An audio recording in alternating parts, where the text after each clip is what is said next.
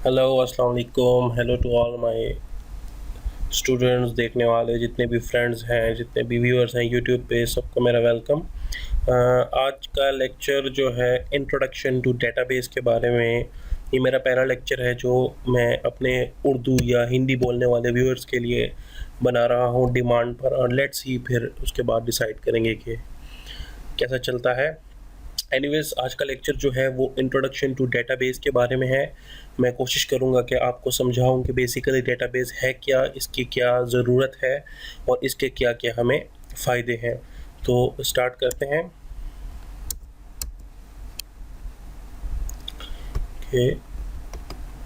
Okay, सो अगर सबसे पहले आप देखें डेफिनेशन को, तो database is a shared collection of interrelated data design to meet the varied information needs of the organisation. ये वो डेफिनेशन है जो आपको किसी भी किताब में से मिल जाएगी, लेकिन मैं आज आपको इस डेफिनेशन का मतलब और इसके अंदर जो इम्पोर्टेंट टर्म्स हैं उनका मतलब समझाने की कोशिश करूँगा। नाउ एक्चुअली याद रखिएगा कि डेटाबेस एक्चुअली डाटा का एक स्टोर है। It is a store of data in the computer, जिसके अंदर बहुत सारा डाटा रखा जाता है। एक चीज़ तो पहले इंपॉर्टेंट याद रखिएगा कि ये डाटा जो है it is a plural term. इसका जो सिंगुलर है वो डेटम है। तो जब हम डाटा कह रहे होते हैं, so we are actually referring to a collection of data या collection of data and information. तो डाटाबेस को हम ऐसे डिफाइन कर सकते हैं कि data and base is a store. So database is actually a store of data inside the computer. अब इसके अंदर आपको दो तीन इंपॉर्टेंट वर्ड नज़र आ रहे हैं। एक आपको शेयर्ड का वर्ड नज़र आ रहा है। तो शेयर्ड का वर्ड क्यों हम यूज़ करते हैं? हम कहते हैं database is a shared collection of data. तो याद रखिएगा कि जो डेटाबेस का डाटा है वो मल्टीपल यूज़र जो कि डिफरेंट जगहों पर हो सकते हैं उनके दरमियान शेयर किया जा सकता है। दैट इज़ वाई वी से the database is a shared collection. और दूसरा जो इंपॉर्टेंट वर्ड है वो है इंटर रिलेटेड डाटा। ना एक डेटाबेस में जितना भी डाटा है वो सब एक दूसरे के साथ इंटर रिलेटेड और लिंक होगा। फॉर एग्जांपल, अगर आप कॉलेज के लिए डेटाबेस बना रहे हैं तो कॉलेज में students, classes, admission, examination, result, fees, ये तमाम चीज़ें उस डेटाबेस में होंगी और ये सब एक दूसरे के साथ लिंक होंगी। लाइक अब ऐसा तो नहीं हो सकता कि आप एक स्टूडेंट कॉलेज की डेटाबेस के लिए बनाते वक्त आप उसमें हॉस्पिटल की कोई चीज़ डाल दें या बैंक की कोई चीज़ डाल दें। तो डाटा सारा एक तो इंटर रिलेटेड होगा, एक दूसरे से मुताल्लिक़ होगा, और उसके अलावा डाटा एक दूसरे के साथ लिंक होगा। Designed to meet the varied information needs of the organisation. अच्छा, अब इसमें जो डिज़ाइन का वर्ड है, कहा गया है कि डेटाबेस को डिज़ाइन किया जाता है। तो इससे हमें एक ये बात पता चल रही है कि डेटाबेस कोई ऐसा स्टोर नहीं है जो कि बना बनाया एक ही स्टोर है और वो हर हॉस्पिटल, हर यूनिवर्सिटी, हर कॉलेज, हर ऑफिस में यूज़ किया जा सकता है। नो, डेटाबेस को डिज़ाइन किया जाता है रिक्वायरमेंट के मुताबिक। यूनिवर्सिटी की डेटाबेस की रिक्वायरमेंट कुछ और हैं, हॉस्पिटल की डेटाबेस की रिक्वायरमेंट कुछ और हैं, सिमिलरली स्कूल की डेटाबेस की रिक्वायरमेंट कुछ और हैं। फिर इसी तरह यूनिवर्सिटी के अंदर हर यूनिवर्सिटी की रिक्वायरमेंट अलग अलग हो सकती हैं। So that is why we say it is designed according to the varied information. Varied means different, क्योंकि हर यूनिवर्सिटी की डिफरेंट रिक्वायरमेंट्स हो सकती हैं of the organization. Organization means university, college, bank और एनी अदर थिंग। तो database को हम इसको हम समराइज कैसे करेंगे कि डेटाबेस हमारे पास एक डाटा का एक स्टोर है जो कि शेयर्ड होता है, मल्टीपल यूजर्स के दरमियान शेयर किया जा सकता है, इंटर रिलेटेड होता है, एक दूसरे के साथ जितना भी डाटा है डेटाबेस के अंदर वो लिंक होता है, और इसको ऐसे बनाया जाता है कि वो जिस ऑर्गेनाइजेशन के लिए बनाया गया है उसकी तमाम रिक्वायरमेंट को पूरा करता है और उसकी एग्जिस्टिंग प्रॉब्लम को मैनुअल सिस्टम में या फाइल सिस्टम में जो प्रॉब्लम है उनको सॉल्व करता है। सेकंड चीज़ आपको समझने की ज़रूरत है डाटा वर्सेस इंफॉर्मेशन। अगर आपने मेरे पिछले लेक्चर्स देखे हों तो मैंने उसमें डाटा और इन्फॉर्मेशन के लिए अलग से पूरा एक लेक्चर बनाया भी है। एनीवेज, मैं थोड़ा सा दोबारा समझाना चाहूँगा कि डाटा जो है वो अनप्रोसेस्ड फॉर्म में होता है और इन्फॉर्मेशन जो है वो उसकी प्रोसेस्ड फॉर्म में होती है। इसकी एक एग्जांपल ये समझ लें कि जब हम कंप्यूटर में डाटा एंटर करते हैं तो वो किस प्रोसेस से गुजरता है। वो डाटा इनपुट होता है, उसके बाद वो प्रोसेसर में प्रोसेस किया जाता है और फिर वो हमें आउटपुट डिवाइसेस के थ्रू आउटपुट किया जाता है। तो इसलिए हम कह सकते हैं कि जब हम जो कुछ कंप्यूटर को देते हैं दैट इज़ अ डाटा, और जब प्रोसेसर उसके ऊपर प्रोसेसिंग परफॉर्म कर लेता है तो after performing processing the data in the processed form is called information. तो अगर आप मेरा वो लेक्चर डेटा वर्सेस इंफॉर्मेशन का लेक्चर देख लें तो आपको उसमें जितनी भी कंफ्यूजन है डेटा और इंफॉर्मेशन की वो दूर हो जाएगी। Okay, database management system. Now इसको बहुत ज़्यादा समझने की ज़रूरत है। अक्सर एग्जाम में ये क्वेश्चन भी आता है कि what is the difference between the database and the database management system. तो इसको आपको समझने की ज़रूरत है। डेटाबेस में आपको बता चुका हूँ कि database is a store of data, it is a collection of data. ठीक है, वो डाटा किसी भी फॉर्म, याद रखिएगा डाटा टेक्सचुअल फॉर्म में भी हो सकता है, डाटा न्यूमेरिक फॉर्म में, ऑडियो फॉर्म में, वीडियो फॉर्म में, और किसी भी फैक्ट्स एंड फिगर की फॉर्म में हो सकता है। ओके, सो डेटाबेस तो एक स्टोर है। What is database management system?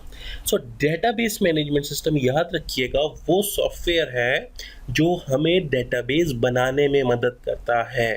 Database खुद तो एक स्टोर है, लेकिन उस स्टोर को बनाने के लिए जिस सॉफ्टवेयर की हमें ज़रूरत पड़ती है वो डेटाबेस मैनेजमेंट सिस्टम है।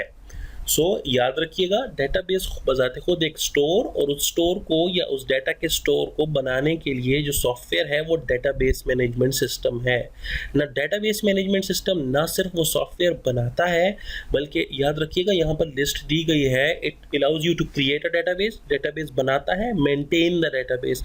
जब हम मेंटेन की बात करते हैं तो उसमें सब कुछ आ जाता है। क्या सब कुछ आ जाता है? आप एक्चुअली डेटाबेस में data inter database management system के थ्रू करते हैं। डेटाबेस में डाटा मॉडिफाई मीन चेंज करना, डेटाबेस के स्ट्रक्चर को चेंज करना, या डेटाबेस के अंदर जो डाटा पड़ा हुआ है उसको चेंज करना, वो भी डेटाबेस मैनेजमेंट सिस्टम या जिसको हम इन शॉर्ट DBMS कहते हैं उसका काम है। उसके बाद डेटाबेस को सिक्योरिटी प्रोवाइड करना ताकि उसका गलत इस्तेमाल ना हो सके, उसके अंदर मौजूद डाटा का गलत इस्तेमाल से बचाया जा सके, ये काम भी डेटाबेस मैनेजमेंट सिस्टम का है। और data ensure data integrity, integrity कहते हैं करेक्टनेस ऑफ डाटा, ये काम इंश्योर करना या इसकी तसल्ली करना कि जो डाटा में डाटा स्टोर किया जा रहा है वो ठीक है, वो रिक्वायरमेंट के मुताबिक है, ये काम भी DBMS या डेटाबेस मैनेजमेंट सिस्टम का है। ओके, अब advantages of database management system या डेटाबेसेस, क्योंकि एडवांटेजेस को समझना इसलिए ज़रूरी है क्योंकि डेटाबेस से पहले भी हमारे पास सिस्टम तो मौजूद है। एक मैनुअल सिस्टम है, इसमें हम पेजेस पर और रजिस्टर्स की फॉर्म में डाटा को स्टोर करते हैं, और एक डेटाबेस से पहले जो फाइल मैनेजमेंट सिस्टम, ये जो फाइल सिस्टम है जिसको हम क्या नाम है उसका, कन्वेंशनल फाइलिंग सिस्टम भी कहते हैं, उसमें ऐसी क्या प्रॉब्लम्स हैं या डेटाबेस में ऐसी कौन से बेनिफिट्स हैं जो इसको उनमें से सुपीरियर बनाता है, तो इनको समझना बहुत ज़्यादा ज़रूरी है। सो देखते हैं इनको। ओके, जो पहला और बहुत इंपॉर्टेंट पॉइंट है डेटाबेस का जो इसको सुपीरियर बनाता है वो है इम्प्रूव डाटा शेयरिंग। जैसे कि यहाँ पर लिखा है कि in DBMS data can be shared by authorised users of the organisation. Authorised user ना, ये बहुत, ऑथोराइज्ड का मतलब है जिसको आपने अथॉरिटी दी है। लाइक ऐसा तो नहीं हो सकता। इसमें आपको एक सिंपल सी एग्जांपल देता हूँ। आपका फेसबुक अकाउंट है, उस फेसबुक अकाउंट पे आपने एक पेज बनाया हुआ है, आप उस पेज के एडमिन हैं। तो याद रखिएगा कि सिर्फ आप ही उसके एडमिन हैं, कोई और एडमिन नहीं है, क्योंकि आप ऑथोराइज्ड हैं, वो पेज आपने बनाया है। और आप कभी भी नहीं चाहेंगे कि एक आम बंदा जिसने उस पेज को लाइक किया हुआ है वो उस पेज को डिलीट कर सके या उसके कंटेंट्स में कोई चेंजेस कर सके। तो याद रखिएगा, ऑथोराइज्ड मतलब जिसके पास किसी चीज़ की अथॉरिटी हो। सिमिलरली जब हम डेटाबेस बनाते हैं तो हमारे पास डिफरेंट यूज़र्स होते हैं, उन हर यूज़र्स की डिफरेंट अथॉरिटी या जिसको हम कहते हैं डिफरेंट किस्म के इख्तियार, मुख्तलिफ इख्तियारात होते हैं। कोई यूज़र होगा जो कि डाटा को सिर्फ देख सकेगा, कोई यूज़र होगा जो कि डाटा को देख सकेगा, उसमें डाटा को ऐड भी कर सकेगा, और कोई यूज़र ऐसे भी होंगे जो डाटा को ऐड भी कर सकेंगे, डिलीट भी कर सकेंगे, ये डिपेंड करता है। Okay, so the database administrator, याद रखिएगा डेटाबेस एडमिनिस्ट्रेटर वो बंदा होता है जो एक्चुअली पूरी डेटाबेस को मैनेज करने का रिस्पॉन्सिबल होता है। और जितनी भी बड़ी बड़ी ऑर्गेनाइजेशन है जब वो डेटाबेस क्रिएट करती हैं और अपना डाटा डेटाबेस में कन्वर्ट करती हैं, वो स्पेशल एक बंदा हायर करती हैं इसके लिए, जो जिसने डेटाबेस एडमिनिस्ट्रेशन में उसकी स्किल्स होती हैं, उसके पास सर्टिफिकेशंस होती हैं, और वो डेटाबेस एडमिनिस्ट्रेटर वहाँ का कहलाता है। So the database administrator manages the data and gives rights. ये राइट्स मीन इख्तियारात to users to access the data. वो डिफरेंट यूजर्स को उनके इख्तियारात देता है ताकि वो उस हिसाब से डाटा को एक्सेस कर सकें। Many users can be authorised to access the same piece of information simultaneously. Now ये सबसे इंपॉर्टेंट बात है, जैसा कि ऊपर दिया गया है इम्प्रूव डाटा शेयरिंग। तो डिफरेंट यूजर्स डिफरेंट जगहों से अपने अपने इख्तियारात के मुताबिक जो उनको डेटाबेस एडमिनिस्ट्रेटर ने असाइन किए हैं डाटा को एक्सेस कर सकते हैं। ये पहला फ़ायदा है डेटाबेस का। Data consistency. By controlling the data redundancy, the data consistency is obtained. If a data item appears only once, any update to its value has to be performed only once, and the updated value is immediately available to all users. If the DBMS has controlled redundancy, the database system enforce consistency. Okay, अब मैं आपको इसका समझाता हूँ। Data consistency. Consistency कहते हैं यकसानियत, एक जैसी। जैसे कि आपने सुना होगा जब भी कोई लेट सपोज क्रिकेट टीम कोई मैच जीतती है, कोई मैच हारती है, तो हम कहते हैं उसकी परफॉर्मेंस इनकंसिस्टेंट है, कभी जीत कभी हार, या कभी ऑन कभी ऑफ। अच्छा, तो डाटा कंसिस्टेंसी कहते हैं एक जैसा। अब इसकी एक एग्जांपल मैं आपको ऐसे समझा दूं कि लेट सपोज आप एक कॉलेज के स्टूडेंट हैं और आपका जो रिकॉर्ड है वो दो मुख्तलिफ जगहों पर पड़ा हुआ है, एक एडमिशन सेक्शन वाले के पास और एक आपका अकाउंट सेक्शन में आपका रिकॉर्ड पड़ा हुआ है। नाउ एक जगह पर लेट सपोज एडमिशन सेक्शन में आपका जो डोमिसाइल है वो सिटी ए है, और किसी वजह से मे बी ह्यूमन मिस्टेक की वजह से या किसी वजह से किसी दूसरी जगह पर लेट सपोज अकाउंट सेक्शन में जो आपका डाटा पड़ा हुआ है उसमें आपका जो डोमिसाइल है वो सिटी बी है।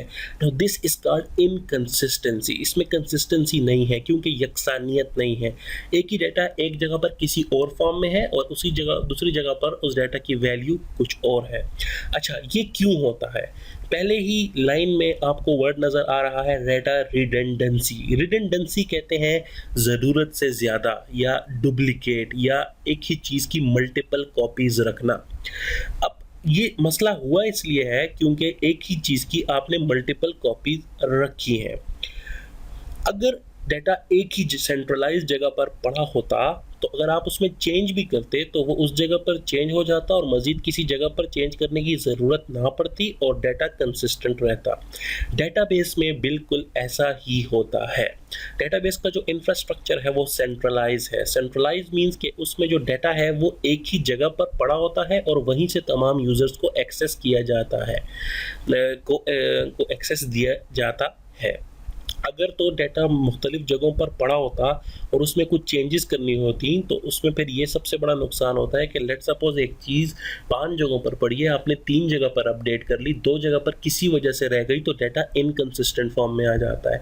जबकि डेटाबेस में जब तमाम डाटा एक ही जगह पर पड़ा होता है तो उसमें अगर आपने कुछ चेंज कर भी ली तो ऐसा नहीं होगा कि किसी एक जगह पर कोई वैल्यू है और किसी दूसरी जगह पे कोई वैल्यू है। तो डाटा रिडंडेंसी, ज़रूरत से ज़्यादा डाटा डेटाबेस में नहीं रखा जाता और इसी चीज़ को कंट्रोल करने की वजह से हमारे डाटा में डाटा कंसिस्टेंसी आ जाती है। उम्मीद है आपको समझ आ गई होगी। ओके,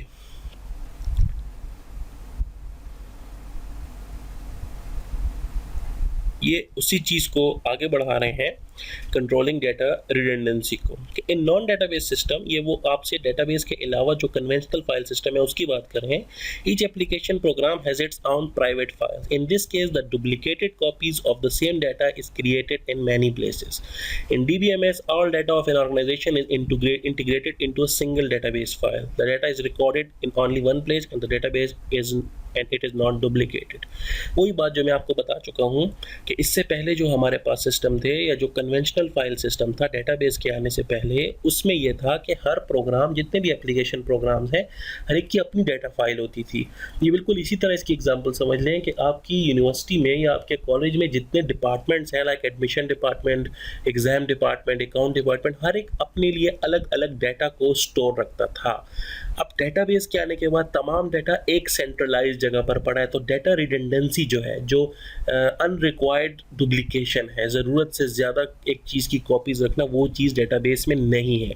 तो जब वो नहीं है तो आपकी डाटा रिडंडेंसी कंट्रोल है और इससे आपका डाटा कंसिस्टेंट है, क्योंकि वो एक ही जगह पर पड़ा है। तो अगर उसमें कोई चेंजेस की भी गई तो वो उसके अंदर इनकंसिस्टेंसी नहीं लाएंगी, डाटा आपका कंसिस्टेंट रहेगा। ओके, एक और फायदा डेटाबेस का बैकअप एंड रिकवरी प्रोसीजर्स।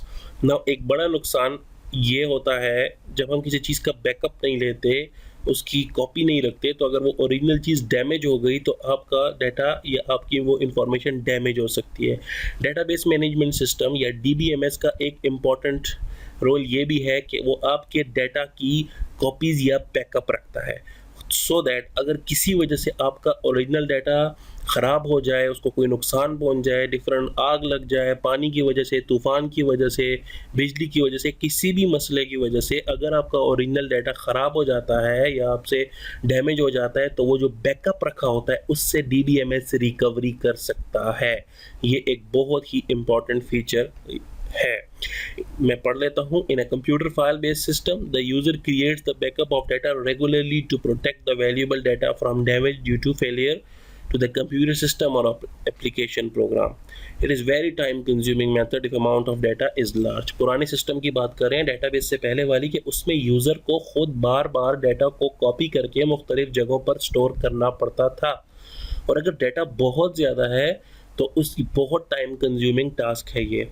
अब डीबीएमएस में क्या होता है? Most of the DBMS provide the backup and recovery sub system that automatically creates the backup of data and restore data if required. DBMS में आपको खुद नहीं करना पड़ता, बल्कि डीबीएमएस की रिस्पॉन्सिबिलिटी है कि वो टाइम एंड अगेन कुछ देर के बाद, दिन के बाद, घंटों के बाद, ये जो भी उसकी सेटिंग है उसके मुताबिक वो डाटा का बैकअप देता रहता है, और अगर डाटा किसी वजह से डैमेज हो गया तो उस बैकअप में से डाटा को रिकवर किया जा सकता है। Okay, data independence. नाउ ये बहुत इंपॉर्टेंट है कि the separation of data structure of databases from the application program that uses the data is called independence. In DBMS you can easily change the structure of database without modifying the application program. जितने भी हमारे पास application programs हैं उनको data की ज़रूरत होती है, उनके बैक एंड पर डाटा होता है।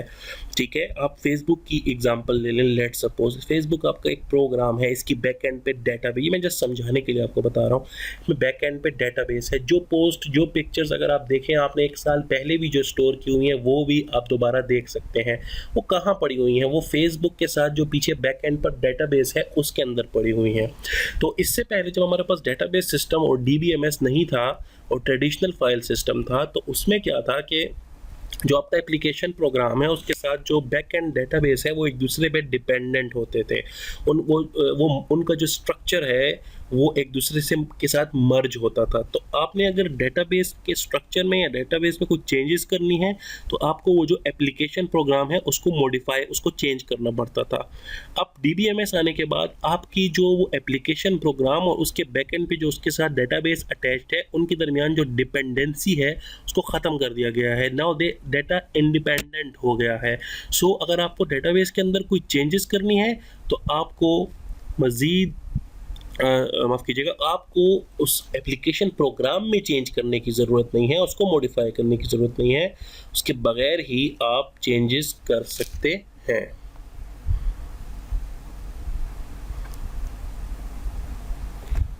ओके, जो नेक्स्ट पॉइंट है हमारा वो है security.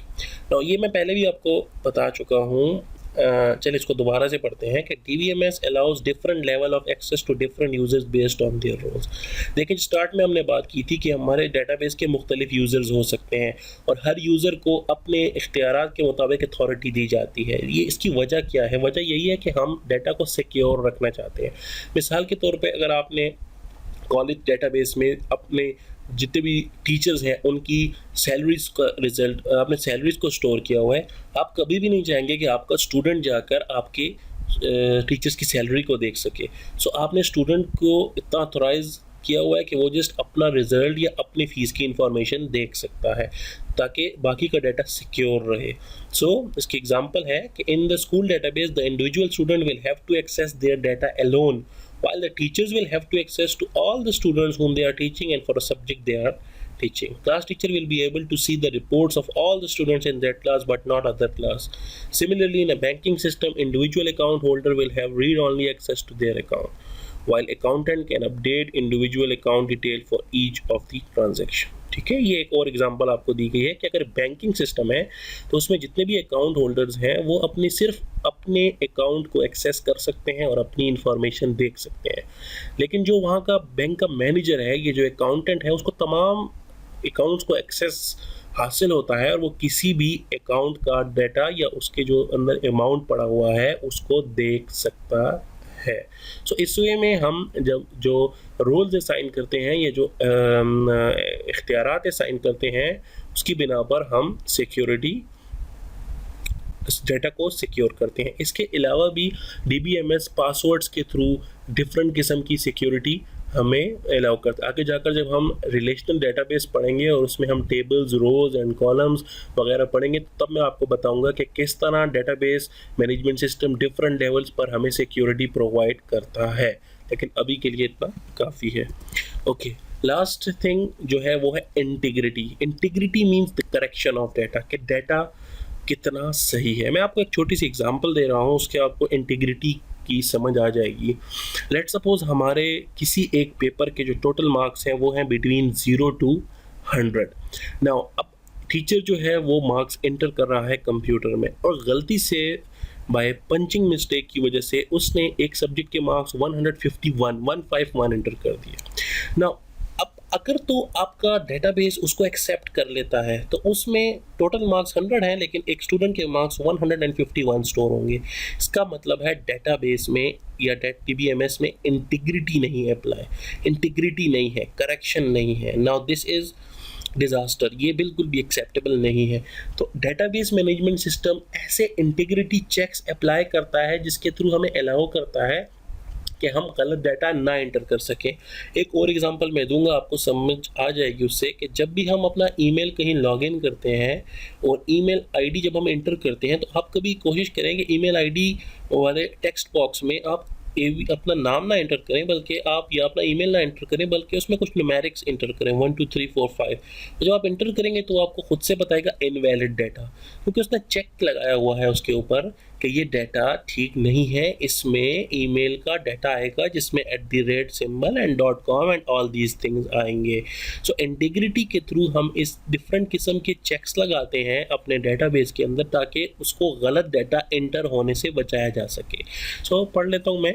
DBMS allows having restrictions on individual columns. It would be defined while designing the table itself. जब हम डेटाबेस को और उसके अंदर जो टेबल्स हैं उनको डिज़ाइन कर रहे होते हैं, तब हम उसके ऊपर इंटीग्रिटी चेक्स लगाते हैं। If we want to enter salary of an employee within the range of 10,000 to 40,000, we can impose this while designing the table by using check constraints.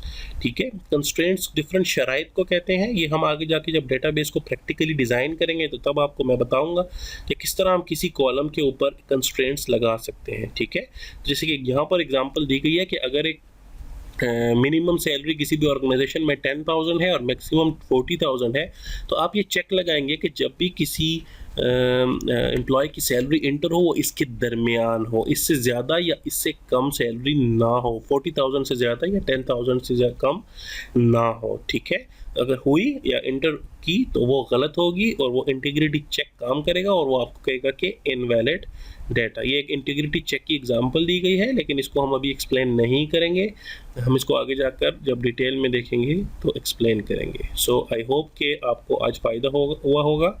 अपना ख्याल रखिएगा। नेक्स्ट लेक्चर के साथ हम इंशाल्लाह दोबारा मुलाकात करेंगे। Thank you very much and please do not forget to subscribe my YouTube channel. One more thing कि अगर आपका किसी भी किस्म का क्वेश्चन हो, if you have any question please write me down, नीचे कमेंट्स में लिखिए, मैं आपको उसका आंसर ज़रूर दूंगा। Thank you very much.